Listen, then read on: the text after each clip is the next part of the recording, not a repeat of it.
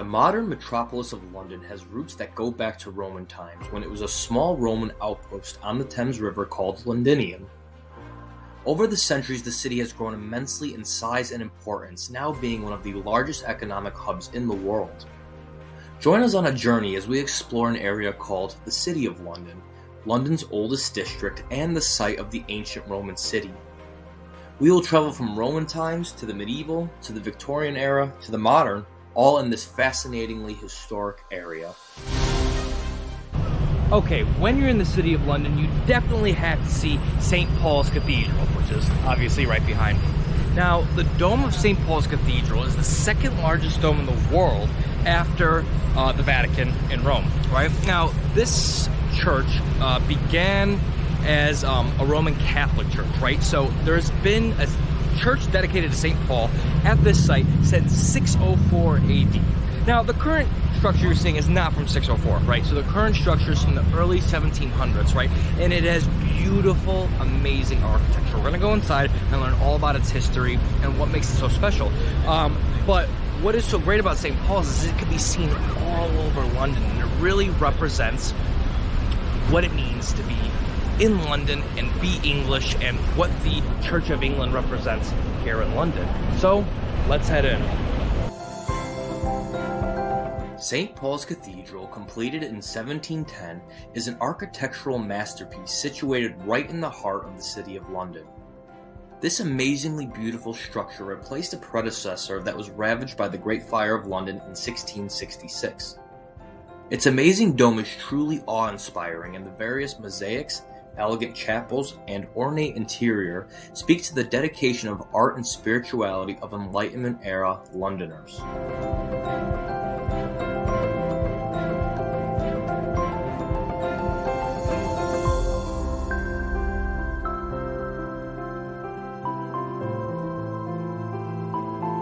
Make your way down to the crypt of the cathedral, where there is a small museum that allows you to learn all about St. Paul's history and historic timeline. Also in the crypt, you will find the tombs of many illustrious figures in British history, including Admiral Nelson and the Duke of Ellington. These tombs add a layer of historical richness to this sacred space. Next, make the climb up to the Dome of St. Paul's. There are multiple levels, and you first begin overlooking the entire cathedral from the dome above. It feels like you're really inside the glorious ceiling, watching over the people below. Keep climbing and you will find yourself on the roof of St. Paul's. Your reward is a fantastic view in all directions of the entirety of London. Here you can reflect on the importance and beauty of this magnificent cathedral as an inspiring symbol of the heartbeat of historic London.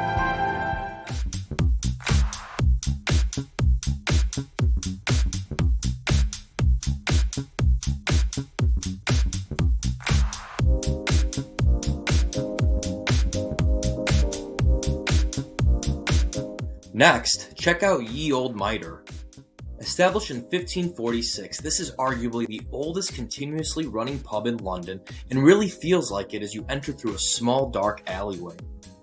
The pub oozes historic charm and attracts a business crowd. It's a great place to stop on your touring to have a pint in the same small dark alleyway that patrons have been enjoying for almost 500 years.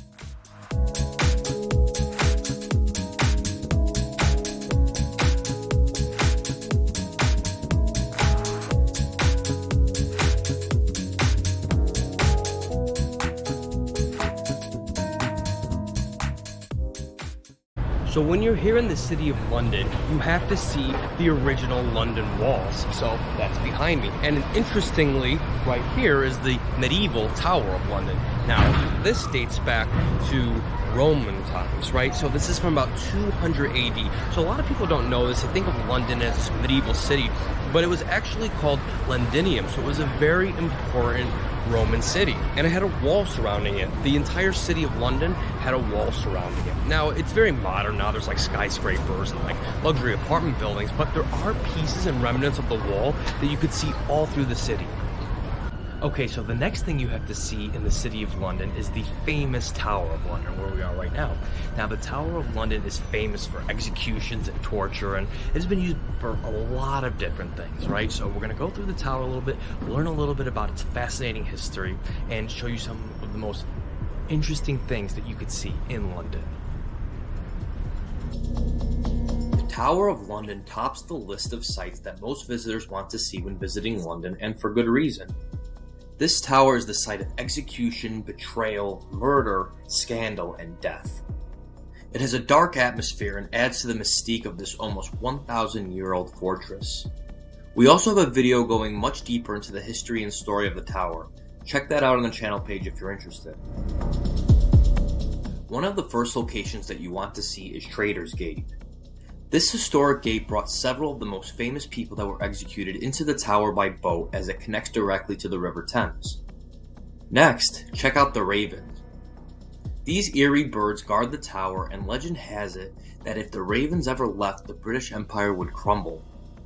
They walk around the grounds, but make sure not to touch them as they're known to bite.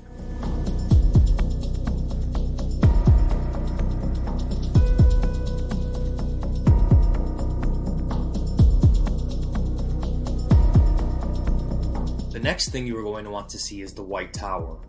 This is the central keep of the entire Tower of London complex and is now the location of an interesting museum showcasing amazing suits of armor, weaponry, and more.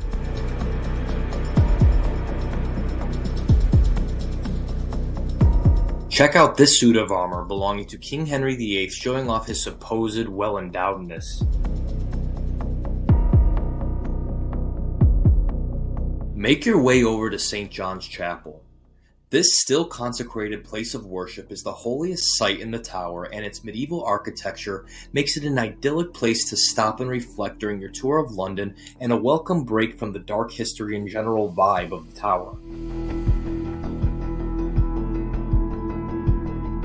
Check out these authentic weapons used to execute prisoners in the tower.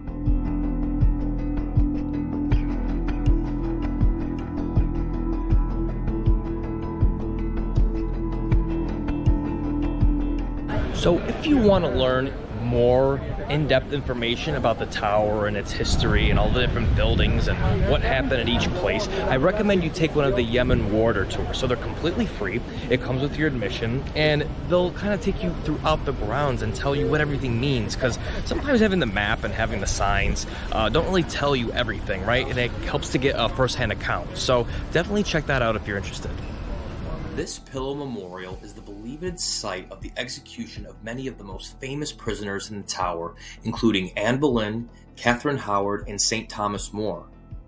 The memorial really has an eerie feel as you ponder the fear these people must have been encountering, accused for what we would not consider today as any real crime. Also, check out this graffiti left by prisoners in the tower.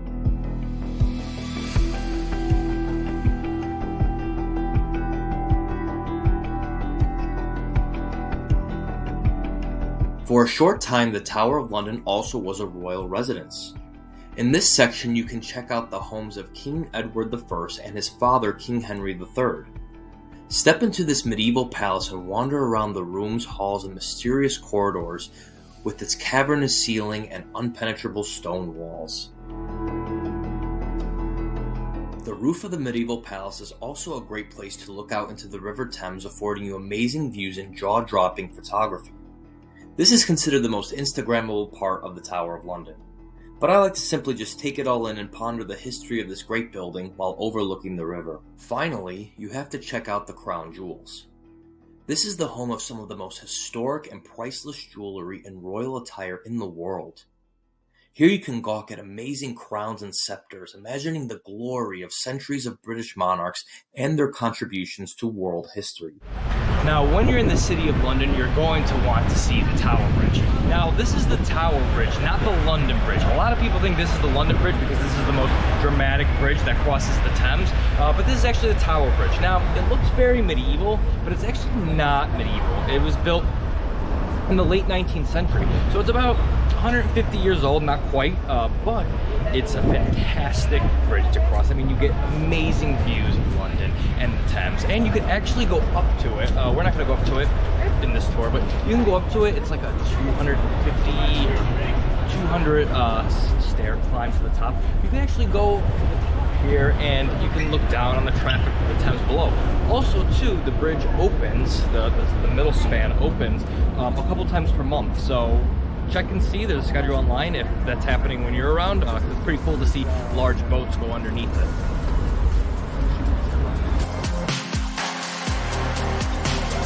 The Tower Bridge, built in 1894, elegantly spans the River Thames and is an international symbol of the City of London. Its majestic towers and intricate bascules blend Victorian engineering and aesthetic splendor. The bridge is a crucial connecting point across the Thames and offers breathtaking panoramic views of the entire city. The Tower Bridge stands tall over the River Thames and proves to not be merely a crossing, but is a testament to London's history, engineering prowess, and historical charm.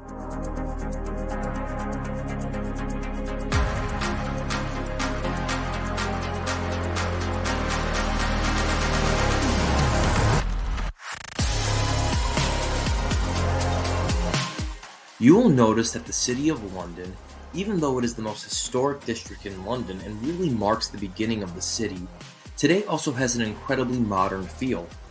The City of London is the home of London's central business district and is filled with office buildings and has become a big center of employment. This is the home of some of the largest corporations in London, making it one of the largest and most important central business districts in Europe and the world.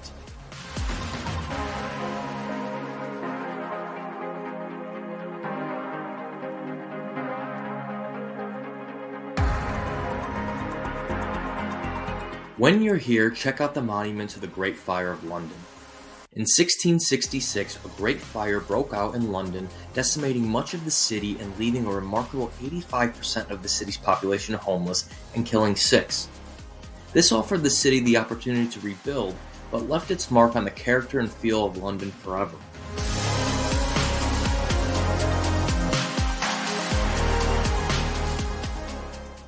So one thing you have to see is the Jack the Ripper Museum, which is behind me. So we're technically not in the City of London anymore. We're technically about 10 minutes east in London's East End or Whitechapel neighborhood. So this is the neighborhood where all the Jack the Ripper murders occurred in the 1880s, right?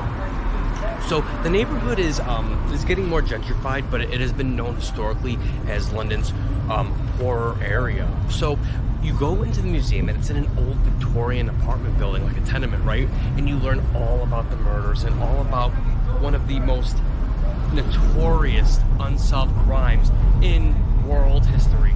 So let's head in. You begin your journey in what criminologists believe Jack the Ripper's home may have looked like. He was crafty with a knife and not only brutally killed his victims, but also greatly mutilated their bodies. Talk about creepy.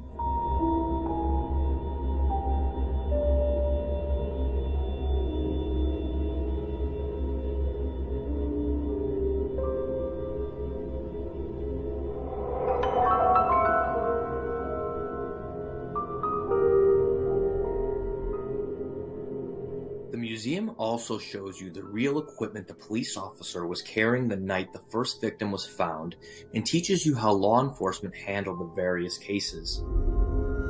Next, you make your way up the stairs and can see what one of the victims' rooms would have looked like. The victims were all women, extremely poor, usually alcoholics, and were known to be prostitutes. Here you learn all about their individual stories, and it really personalizes the whole event, helping you understand the true destitution in London's East End. Finally, make your way to the cellar where you can see photos and obituaries of the victims.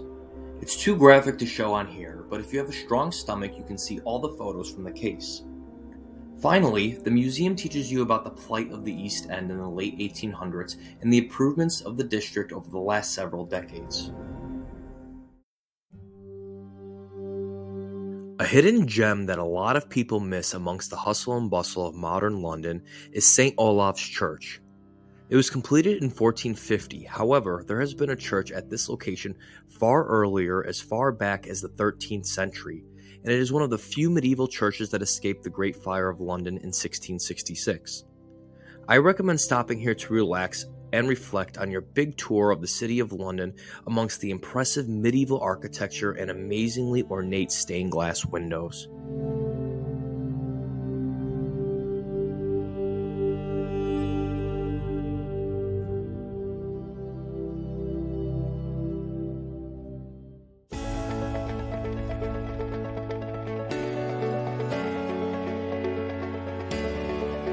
Make sure you check out the Millennium Bridge. This modern marvel spans the River Thames and proves to be a symbol of architectural innovation. This pedestrian-only bridge was completed in 2000 and affords you amazing views of the river, St. Paul's, and the City of London. This bridge stands as a testament to the city's contemporary spirit, linking centuries of history with a forward-looking embrace towards the future of this great city. Okay guys, this was the City of London. So it's chaotic, it's busy, it's the central business district of London and really the economic center of Europe, right? So it has a really busy vibe, but there are a lot of hidden gems within it. I mean, we saw medieval stuff, Roman stuff. I mean, there's a lot to see and do when you're in the City of London. It's a very interesting neighborhood to check out. Listen guys, if you like this kind of content, please make sure you subscribe if you haven't already. Like this video, share this video with your family and friends, and leave me your comments or questions below. I'd love to hear your opinions on the City of London. Okay guys, until next time, take care. Bye.